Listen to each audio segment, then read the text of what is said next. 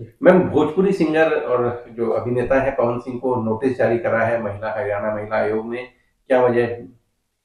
देखिए, एक आर्टिस्ट है अंजलि राघव, जो हरियाणा की रहने वाली है, जो कि हमारे पास मेल आया, उसमें उसका एड्रेस है। उस नाते उसने हमसे संपर्क किया, मेरे स्टाफ से बात भी की पिछले बुधवार को।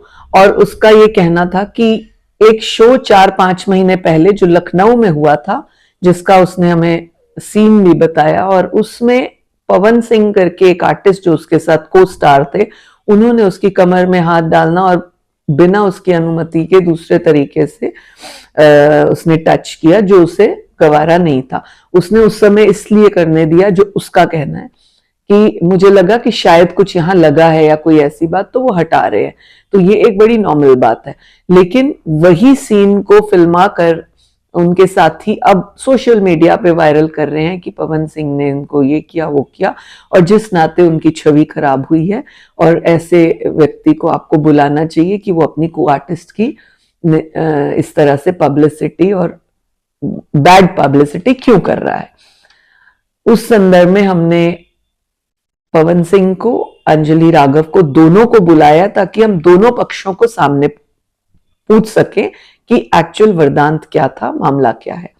महिला आयोग हमेशा एक की शिकायत हो तो दोनों पक्षों को इसीलिए बुलाता है कि दोनों पक्षों को अपनी बात रखने का मौका मिलना चाहिए, और बात फेस टू फेस ट्रांसपेरेंसी से क्लियर हो। ये हमारा मकसद रहता है, वो चाहे किसी का भी केस हो, किसी तरीके का भी केस हो।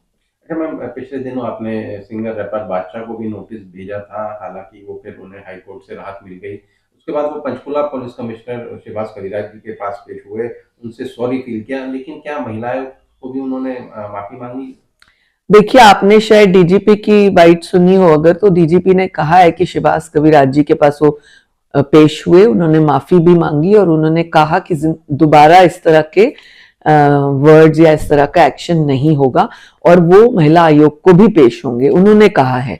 और मैं समझती हूँ कि ये एक कोर्ट का सम्मान है। आयोग भी एक ऐसा कोर्ट है जहां उनको आना चाहिए था। तभी मैंने कहा, उन्होंने अपने आप को बादशाह सोचा, लेकिन बादशाह हो या कोई हो, अगर इस कोई भी तरह का अपराध करते हैं, गलती करते हैं, तो उनको पेश होना ही है, चाहे महिला आयोग की कोर्ट में पेश हो, चाहे हाई कोर्ट में पेश हो, चाहे कमीशन कोर्ट में पेश हो।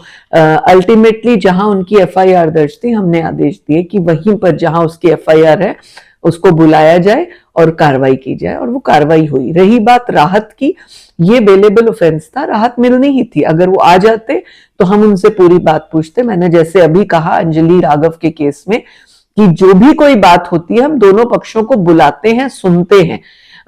अल्टीमेटली वहां पे भी उनको खुद पेश होना पड़ा ना, उनके वकील उनके साथ गए, तो महिला आयोग में भी वो अपने वकील के साथ आते। तो मैम, जिस तरह से अभी मामला सामने आया है पवन सिंह वाला, तो इसमें किस तरह की कार्रवाई बनती है? वो देखेंगे, दोनों पक्षों को सुनकर ईमानदारी से, जेन्युइन तरीके से जो भी बात होगी, जिसके पक्ष में भी होगी, वो हम करेंगे।